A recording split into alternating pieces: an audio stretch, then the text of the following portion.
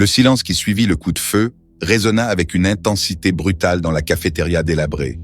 Lucas, le bras encore tendu, le revolver fumant à la main, fixait le corps sans vie de l'homme qui menaçait Emma. Il n'avait jamais eu à ôter la vie de quelqu'un pour se défendre. Mais dans ce moment suspendu, il n'avait vu aucune autre issue. Emma, toujours à genoux, releva les yeux vers Lucas, les larmes mêlées à un mélange complexe de soulagement et de terreur. Elle voyait en lui non seulement son ami d'enfance, mais aussi son sauveur. Et maintenant, un autre être humain marqué par la violence du monde dans lequel il luttait pour survivre. Un frisson de réalité parcourut Lucas, ses yeux écarquillés fixant le vide devant lui. Les battements de son cœur étaient les seuls bruits qui brisaient le silence, chaque pulsation comme un rappel de ce qu'il venait de commettre.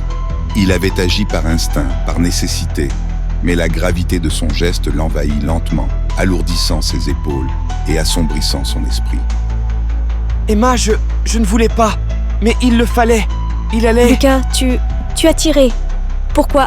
Je ne pouvais pas le laisser te faire du mal, Emma. Je ne pouvais pas. Mais je suis désolé que tu aies dû vivre ça. Je sais que tu voulais me protéger. C'est juste que tout semble si réel tout à coup. C'est comme si nous n'étions plus des enfants. On va s'en sortir, d'accord? Je suis là, je ne te laisserai pas. On va continuer, on va trouver un moyen. D'accord, je te fais confiance, Lucas. On doit rester ensemble. Oui, ensemble, on va surmonter ça.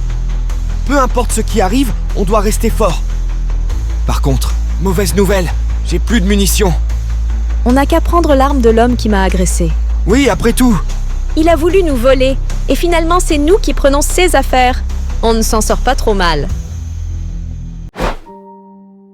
Les premières lueurs de l'aube commençaient à percer le ciel, teintant les murs délabrés de la cafétéria d'une douce lumière orangée. Emma et Lucas retrouvent enfin un moment de répit après les heures de tension et de terreur. La fatigue, accumulée et exacerbée par les événements de la nuit, pesait lourdement sur Emma, dont les paupières lourdes luttaient contre le besoin impérieux de sommeil.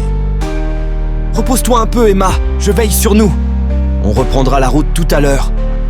Lucas, malgré sa propre fatigue, resta éveillé encore un moment, ses yeux fixés sur les premiers rayons du jour qui se faufilaient à travers les fenêtres. Là, dans le silence de l'aube, il sentait le poids de ses actes et la réalité de leur situation. Peu à peu, la tranquillité du matin l'emporta et Lucas s'autorisa enfin à fermer les yeux, confiant dans le fait que pour quelques heures, avant de reprendre la route, il pouvait trouver un peu de paix.